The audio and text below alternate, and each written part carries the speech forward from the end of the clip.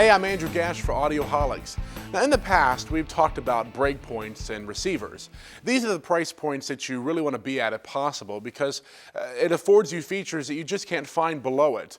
Take this receiver for example. It's Yamaha's RX-V671, and it comes with some of the most important features that we look for in receivers. For instance, a discretely powered Zone 2, and also network features that allows you to stream music from the likes of Pandora, vTuner, Rhapsody, Sirius Internet Radio, and Napster.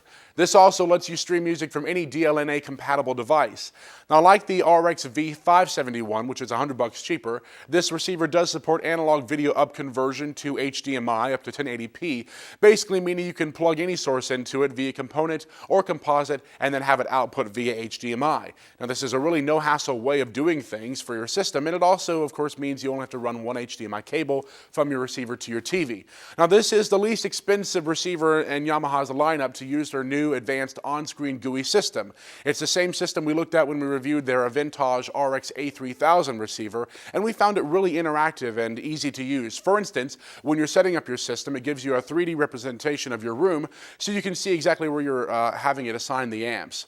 Now, as far as the inputs, on the back you've got 5 composite inputs and 2 component video inputs. It is also 3D compatible and has 6 HDMI inputs, including one on the front, which we found actually pretty convenient, especially considering that there's a number of cameras coming out that have HDMI output. The HDMI inputs also allow pass-through while the receiver is in standby, and you can even change inputs, which of course means you can play your Blu-ray movies straight to your TV without having to power up your entire home theater system.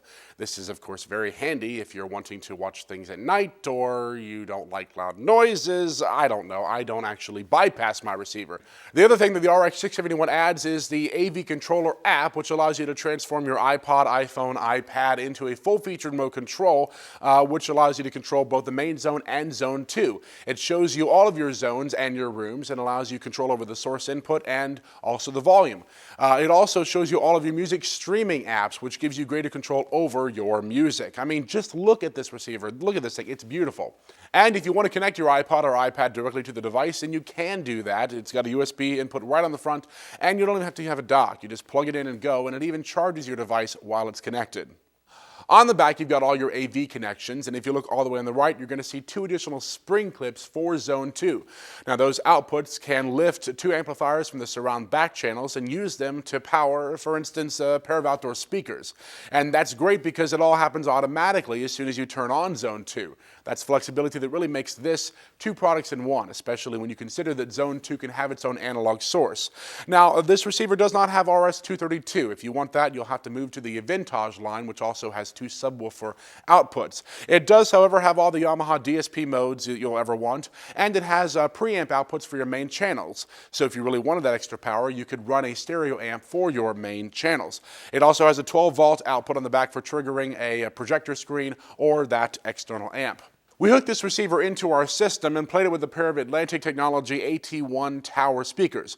Now, it sounded really good, and it played them to extremely loud levels without distortion.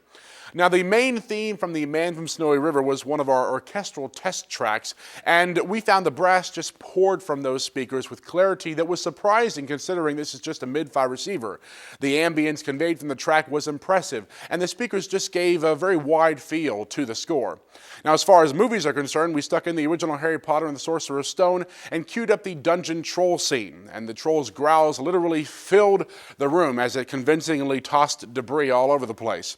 Now, there's a lot more to say, but for now, this is a great AV receiver for $550. And if you don't need the network features or the Zone 2, then you can save $100 and move down to the RX-V571. But either way, this is going to be a great addition to your media setup.